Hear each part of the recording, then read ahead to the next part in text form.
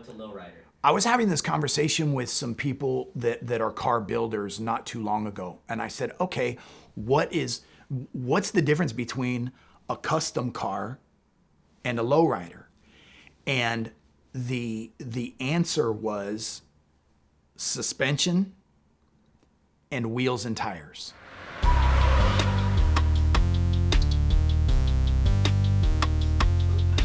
What is lowriding? Man, lowriding is life. You know, it's an aspect of American car customization.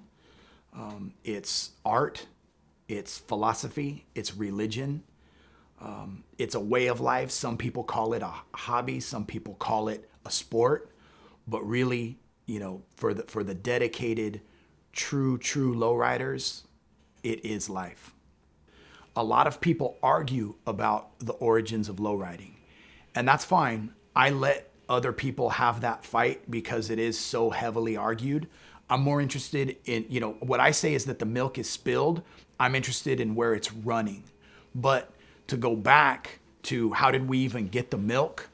You know, some scholars, James Diego Vigil wrote an article called Car Charros.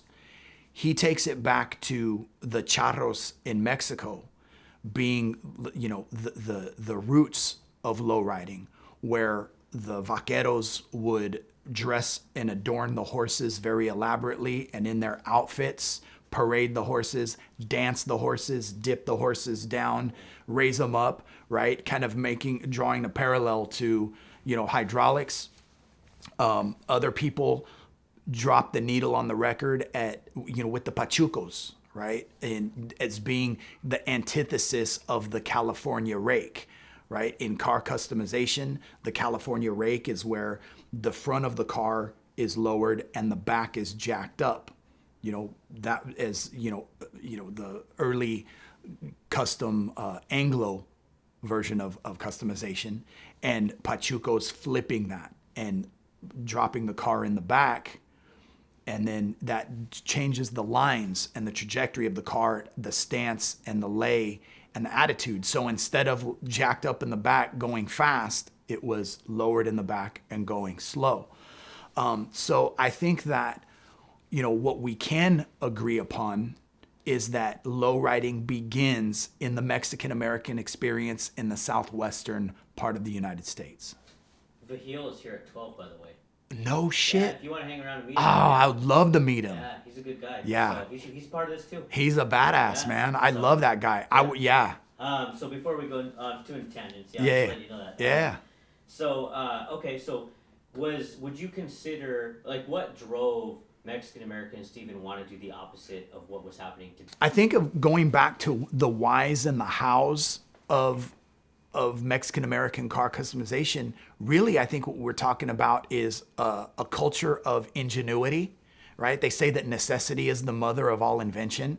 And, you know, not now. I mean, cars are extremely expensive now, but back in the day, you know, at the inception of all of this, cars were very affordable. $20. You know, you could get a car and pull it to your house and start wrenching and start working on it. And I think that affordability, number one, coupled with ingenuity, really produces out of necessity, you know, a culture that thrives and continues today. Part of the reason that Mexican Americans kind of developed this was also a response to social alienation in a way, right? Like, it was like rebellion. I think that we've always done things our way. So car customization is just one of the variables in the equation. You know what I mean? So, you know, I mean, look, we put salsa on our pizza, right? You know, I mean, there's different, you know, in my house, we put salsa on spaghetti, right? As a way to make it our own. You know what I mean? And whether it be, you know, aesthetic, fashion, language, right? Lowriding is an artistic and linguistic expression, and by default, it's political. So yeah, I think that there is a significant argument to be made about it being a negation of, the status quo. And certainly lowriding became racialized because of that. Describe to me, what is a lowrider to a mainstream audience who just might not know? Is it just a car that's low to the ground, or is there much more to it? What's a lowrider? I was having this conversation with some people that are car builders not too long ago. And I said, okay, what's the difference between a custom car and a lowrider?